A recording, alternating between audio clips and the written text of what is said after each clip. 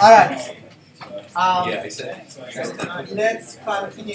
Any question before we start? What's check against compressive stress mean? I mean, we have two modes of failure on the first problem. Either failure due to buckling or it can fail due to the yielding. So the normal stress shouldn't exceed yield stress. For the components we are under compressive, we have two modes of the failure. Either failure due to buckling, the other one failure due to yielding. Almost, I can say, most of you forgot to check failure due to compressive. All right.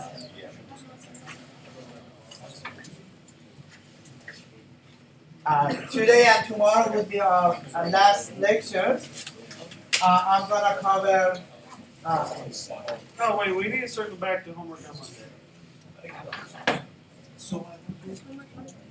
Yeah, why? I can explain Tuesday. No, just don't sign it. I already sent uploaded the file on campus. So, you can unupload it. And I put one homework.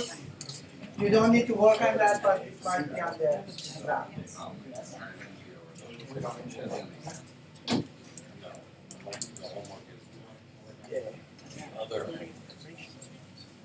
Wait, there's two homeworks out? No, just one homework that you need to submit, but another one I just posted. You can look at it if you want. You can work on those problems. All right. We are going to cover so many details today and tomorrow, so make sure that you don't get lost and following what we are covering today and tomorrow. Tomorrow also we are doing the evaluation for the course.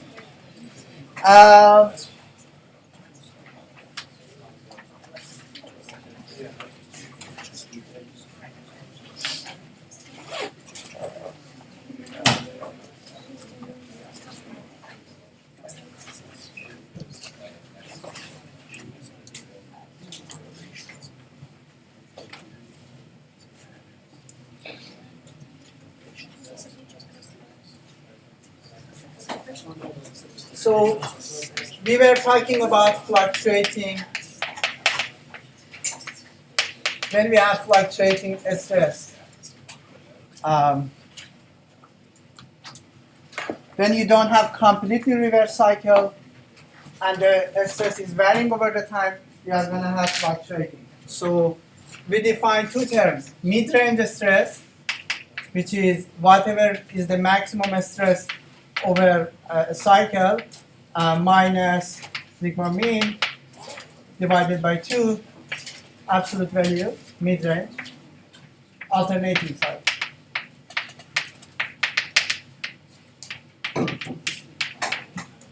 And one as a mid-range, which is sigma max plus sigma mean divided by 2. Mean or mid-range.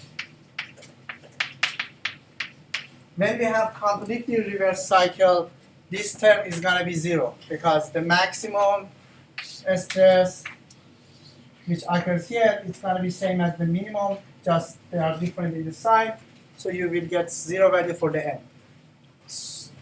If sigma m equals to 0, we are going to back to the completely reverse cycle. We just need to compare sigma a with SE and decide about the finite or infinite life of the component. But if we have sigma m showing up in the problem, how can we predict the failure? So we are going to talk about 4 different theories.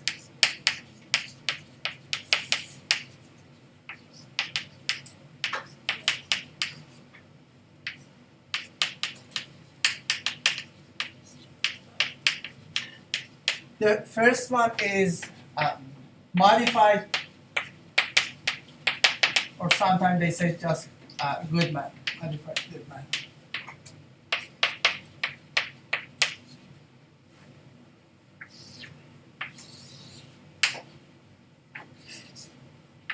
You do the stress analysis, you find the maximum stress terms, you find the minimum stress terms, then you calculate sigma A and sigma M.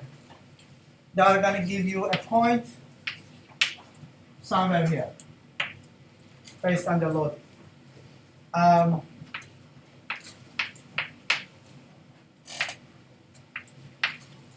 The modified Goodman line or theory is connecting these 2 points, and we are going to come with this line. We call it modified Goodman.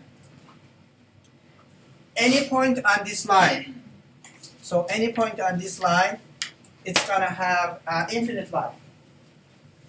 So any point here or below this line, it's going to see the infinite life. But if the point is on the right side of the line, you are going to have finite life. So failure is going to occur after some cycles. So this is how you can predict the failure. I'll show you later if the point is somewhere here, how can we predict the number of cycles before the failure occurs. So if this is sigma M and sigma A coming from here, you can connect to the ground, to the origin, and have this line that we call it load line.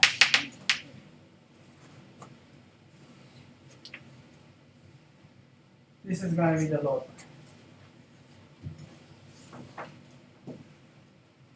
The equation of this line is going to look like this: SA over SE plus SM over S ultimate equals to 1. You don't see SA and SM in this graph, but any point on this line has a coordinate of sigma M and the coordinates of sigma A. Any point on this line, instead of using sigma A and sigma M, we are using SM and SA. So, and this is representing the equation of this line. If the point is located on this line, we are using term of SA instead of sigma A. So that's anywhere, not just where it says below line. Just any point in this line. And if your point is here, I told you that it's gonna be safe. We are gonna have infinite life. But how can we find the factor of safety for this? You can say just change SA to sigma A, SE plus sigma SM to sigma M over S ultimate equals to 1 over N. Change SA to sigma A and SM to sigma M and find the factor of safety coming from the modified Goodman.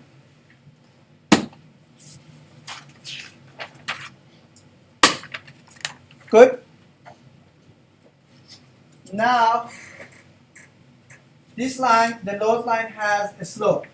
I label it by R.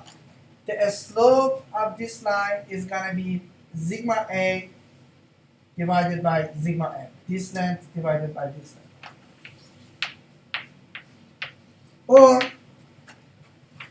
if you extend this line, it's going to have the intersection with the modified Goodman line. The intersection point has a coordinate of SM and SA. So it's going to be SA over SM as. So what I'm going to do, I would like to find, by assuming that sigma A and sigma M are given, we would like to find the intersection point. We are looking for SA and SM. Back to this equation. This equation is valid for modified Goodman. Here, R is given because sigma A is given, sigma M is given. So you know what would be the R. What I'm going to do, I'm going to replace SA by, I'm going to replace SA by R times SM.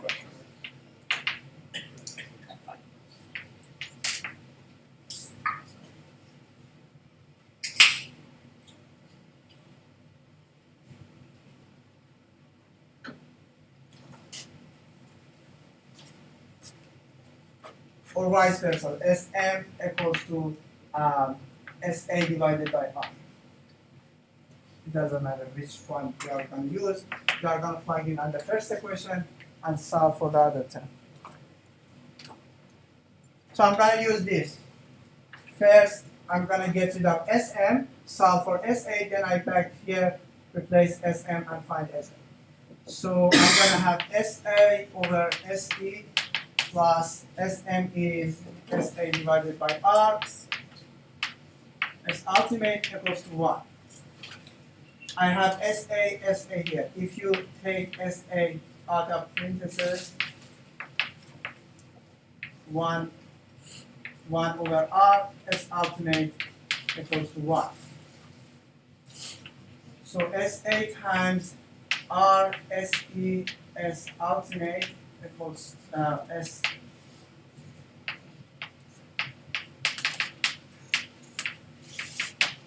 One, then you can find Sa. Sa would be 1 divided by this, or R, Se, S ultimate divided by R, S ultimate plus Se.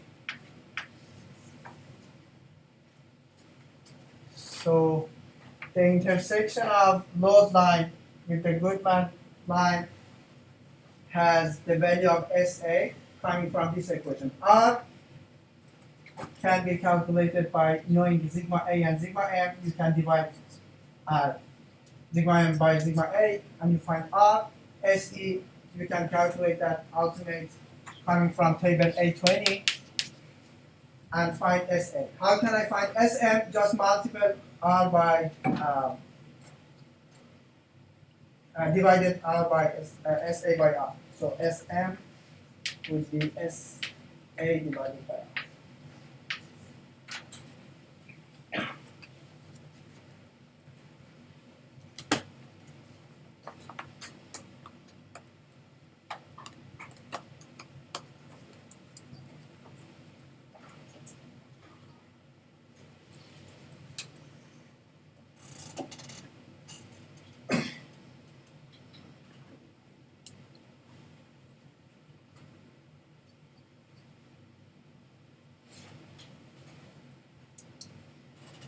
So,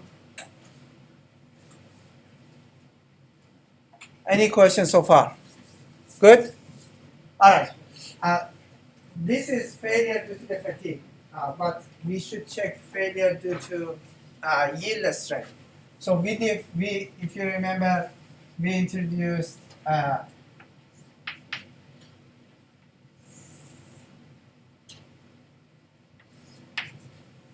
yield line.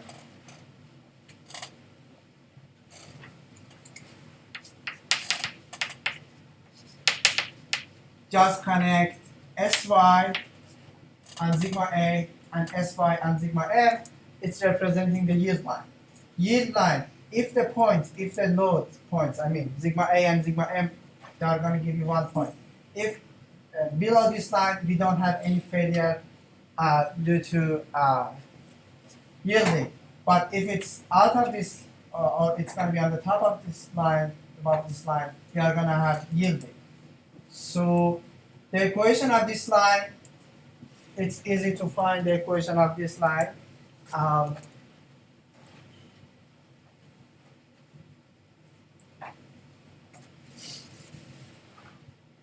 Sigma Sa over Sy plus Sm over Sy equals to 1. Again, any point on this line, instead of using sigma A and sigma M, we are using Sa and Sm. Right side is going to be 1. So this is representing the yield line. If you want to find the factor of safety, replacing Sa by sigma A,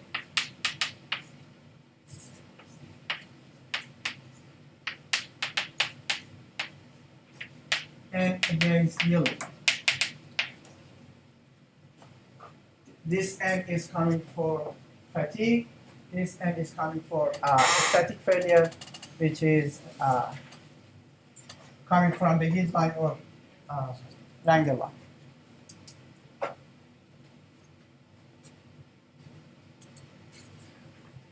If this is the point A, this is point B, and this intersection is point C. N for the yielding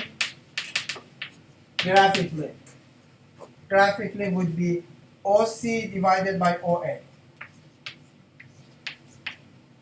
The intersection of load line with the yield line from origin is going to be whatever is the length, OC divided by the OA. N for fatigue is going to be OB divided by OA.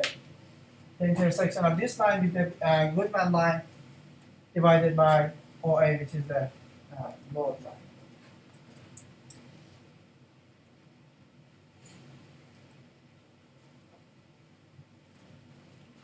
So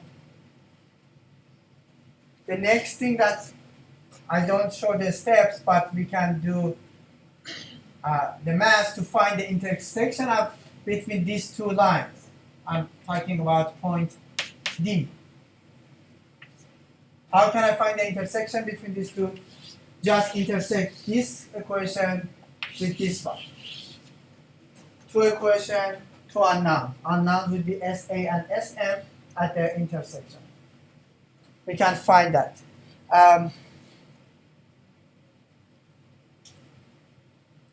The book has a table like this. We are going to talk about 4 theories. So the book it's going to have 3 tables. It's missing one for one of the theories, but for the other 3 theories, you are going to see a table like this. The first row, just look at the first row. The first equation is representing the Goodman line, SA over SE plus SM over S ultimately equals to 1. And this is representing the load line. Here, you can get the intersection of load line with the Goodman line. I'm talking about point B. SA, to find the equation up there, and SM would be SA divided by R. So this is how, what does it mean, these two blocks. So this one, this row is representing the yield line. This is the equation for the yield line. This is the load line. The intersection of load line with yield line, you can get SA and SM. I'm talking about point C. The coordinates of point C can be calculated by these 2 equations. And the last row is going to have the intersection between yield line and Goodman line. Yield line have SA over SY, SM over SY equals to 1. Goodman line has SA over SE plus SM over S ultimate equals to 1. If you do the intersection, you will find SM and SA, which is right here. I will talk about critical value for the R shortly, but now we have SM and SA for point D.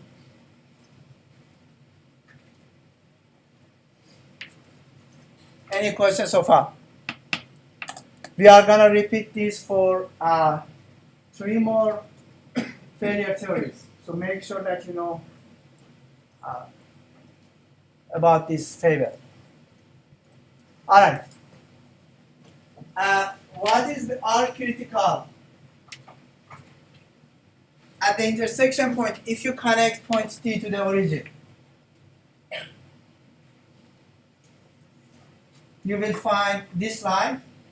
What would be the slope of this line? It's going to be the SM for point D divided SA for point D divided by SM for point D, which is SA over SM, the value that you got here. So why do we need this value? Why do we need the critical slope? If you have a point here, instead of having point A, you have point E. If you draw the load line,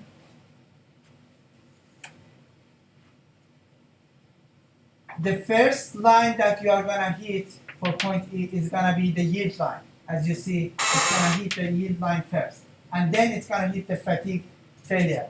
Meaning, if the failure occurs, it's going to be about yielding. not fatigue. So how can we predict which mode of failure is applicable? We compare the slope of the load line, compare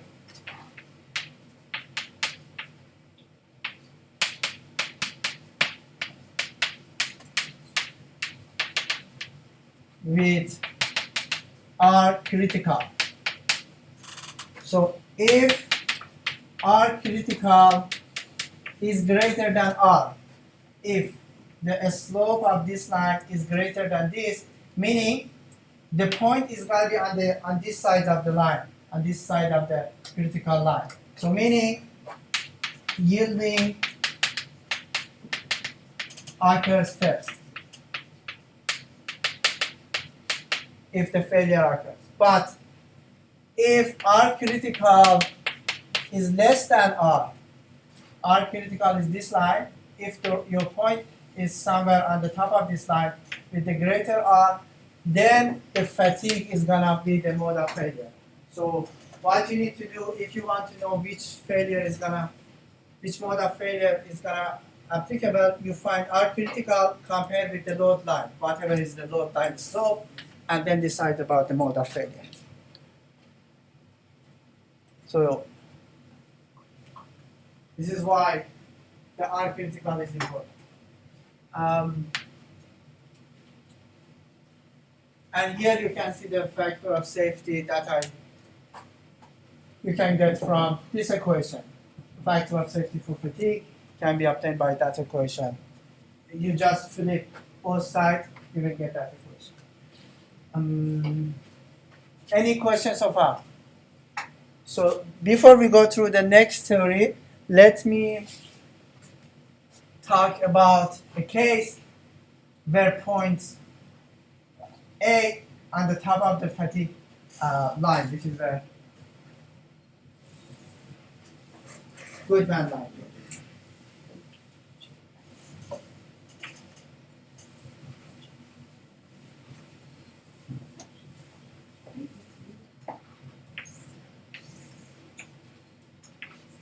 Sigma A, sigma M, SE, S ultimate, connect these two.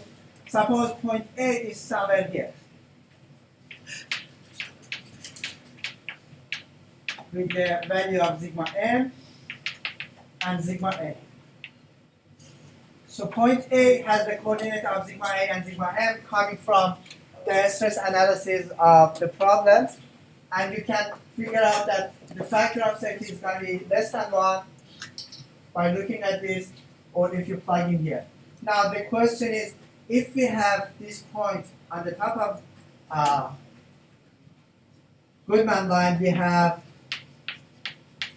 finite life.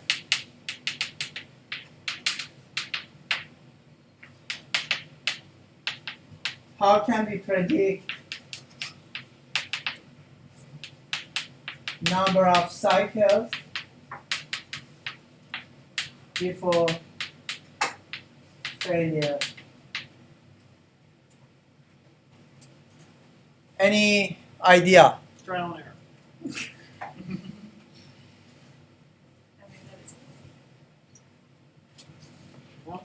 Any thoughts? How can we predict the number of cycles? We know that it's going to be finite. It's going to have the finite life. But how can we predict number of cycles?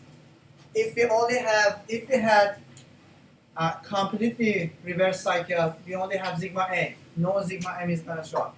So we are using this equation. SF equals to A n power B. SF is the sigma A and B can be calculated, and you can solve for n. But here we have sigma A and sigma M. How can we predict the life?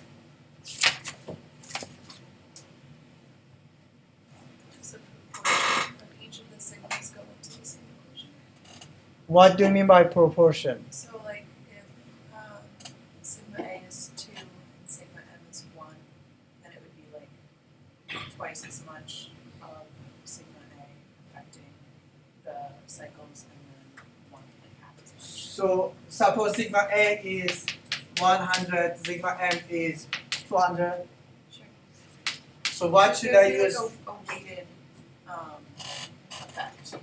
So if sigma m is 200 and sigma a is 100, it would be, so instead of SF over there, Mm-hmm. you would have like the 100 and 200, and so the 100 is affecting half as much as the 200, and that would go in. So should I put there 50 or what value should I put there? That's a question. If you have only sigma a, it's gonna show up here and solve for n and find the number of cycles. But we have fluctuating stress. What should we do for these types of the problem? You should mean stress. It should be Use the mean stress, this SF. instead of sigma a. Yeah. Basically, no. What we can do,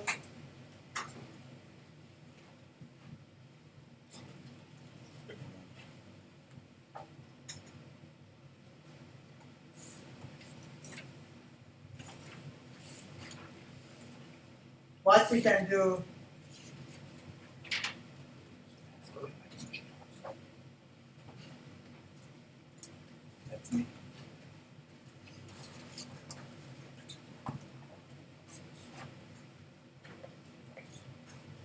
I'm connect this point to the point that we have.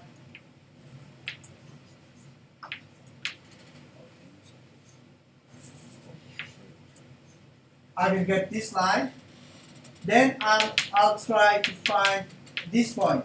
I will call it sigma REV or completely reverse. Any point on this axis has sigma m equals to 0. So meaning any point on this line and this axis, it's going to be completely reverse cycle. So if I have a point on the top of, above this line, what I can do is making a line passing through this point and the load point and find the intersection with the y-axis, and after I find sigma reverse, I can plug in there and predict the number of cycles. Does it make sense? Because we would like to move from fluctuating stress to completely reverse cycles. And if this is a point which provides a finite life, what we can do is just have this line and find the intersection. How can we find that? Just plug in, you know, sigma A. Instead of SE, write sigma reverse, we are solving for sigma reverse. Plus SM is going to change to sigma M, and S ultimate is going to be the same, equals to 1. Solve for sigma reverse. Sigma reverse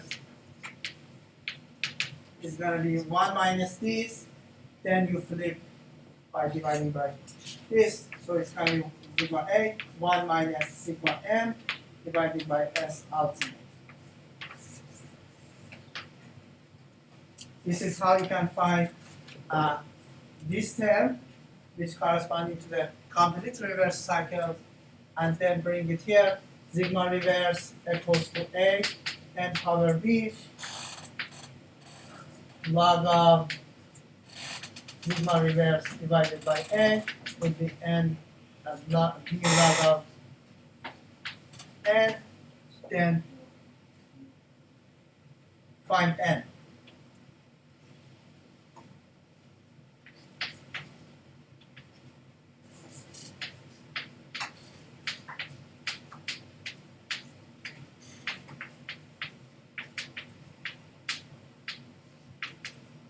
N would be log of sigma reverse divided by A power 1 over. So we can predict how many cycles it's gonna run.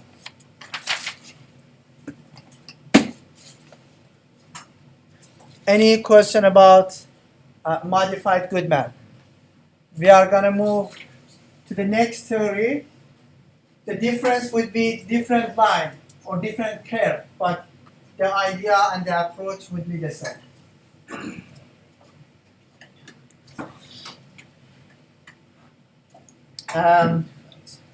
The second one,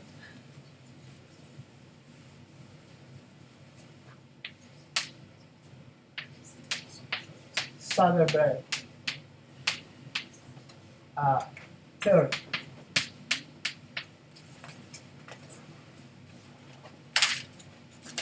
Soderbergh theory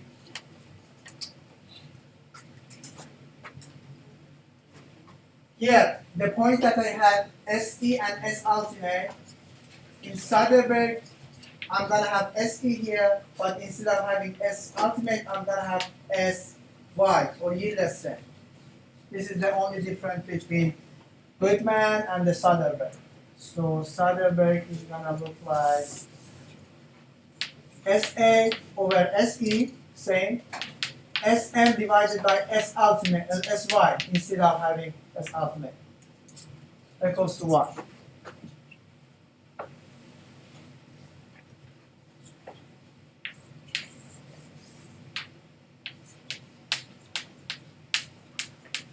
Soderbergh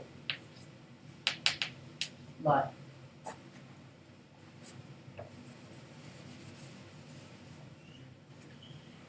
So as you see, the Soderbergh is more conservative than the Goodman, but the process would be the same. If I ask you to find the intersection of load line with the Soderbergh, you can do the same thing, just change S ultimate to SY, you will find those values.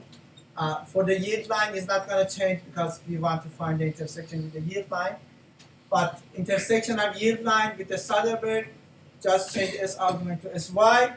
Wherever you see S ultimate, change it to SY, and you will get the results for Soderbergh. So it's the reason that you don't see any table for the Soderbergh on the book, because it's going to be similar. The third one is Gerber. Gerber theory is different than these two.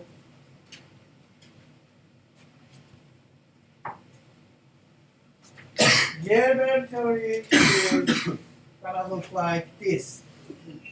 Let me write first the theory, then we go to the factor of safety. SA over SE plus SM over S ultimate squared equals to 1.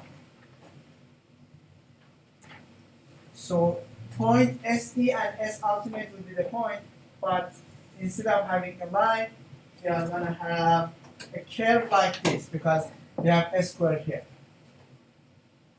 And if you want to incorporate the factor of safety, change SA to sigma A, and sigma A divided by SE plus n sigma m divided by S ultimate squared equals to 1. And solve for n, or incorporate n on this equation.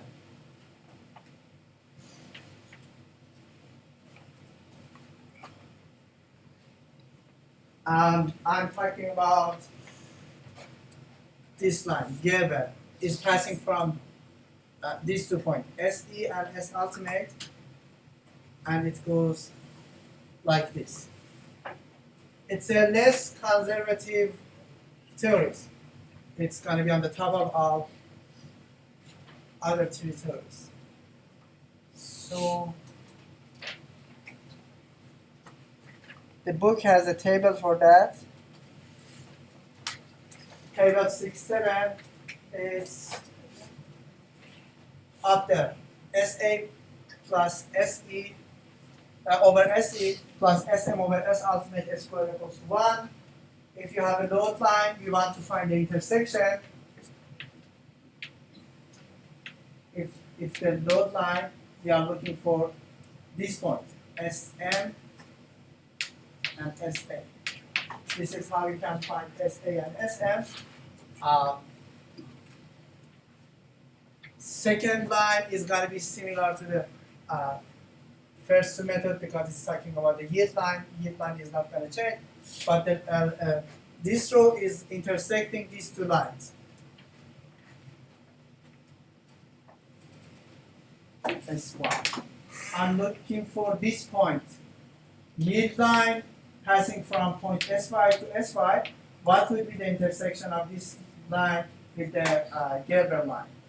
So this is how you can find the arithmetical can be obtained by this. And the factor of safety that I incorporated here can be obtained by using this equation. So you don't need to solve for n. You can use this equation if you want to find the factor of safety. But if your factor of safety is given, for example 2, just plug into here and work on this one. Any questions so far? All right, the last one is ASME elliptic. So it's going to have the elliptic shape. The point would be SE and SY. So SE and SY. And just pass an elliptic through these 2 points, but on the first quadrant. If I back to the previous shape. Point SE, point SY. ASME elliptic is going from SY all the way to SE. So if you do that, it's gonna be ASME elliptic. It's the last theory that we covered for fluctuating stress.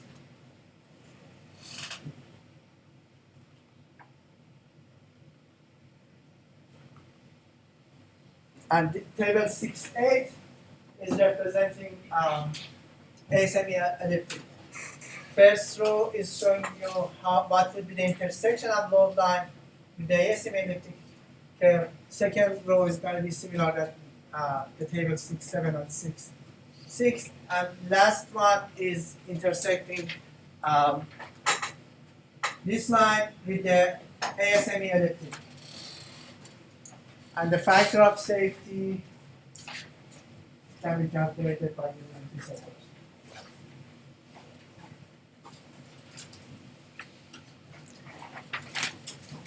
Any questions so far?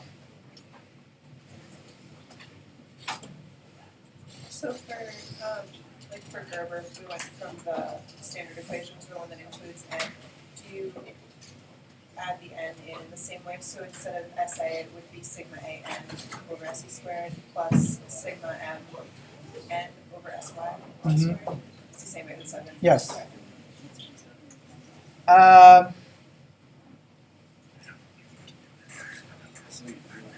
I already answered this class activity. The most conservative failure theories for fluctuating is this line, which is the Soderberg line.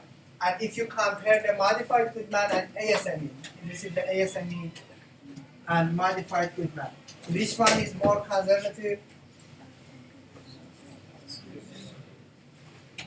We cannot say because up to this point, modified Goodman is more conservative than ASME elliptic. But after that point, the ASME elliptic is going to be more conservative than modified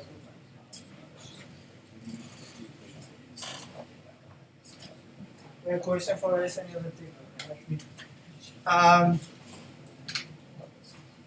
The equation is going to look like SA over S P squared plus SM over SY squared equals to 1. And if you want to incorporate factor of safety, just put n times sigma A.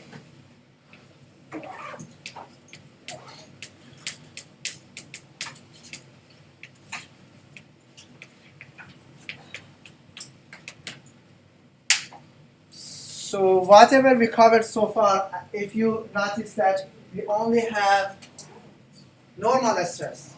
One normal stress, it can be fluctuating, it can be completely reversed. What if we have combination of the loads? So it's gonna be fun if we have combination of the loads. What do I mean by combination of the loads? We have axial load,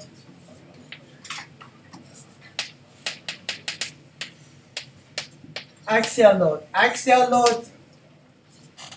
If you have axial load with the fluctuating terms, you are gonna have sigma A, sigma M. If you have bending moment,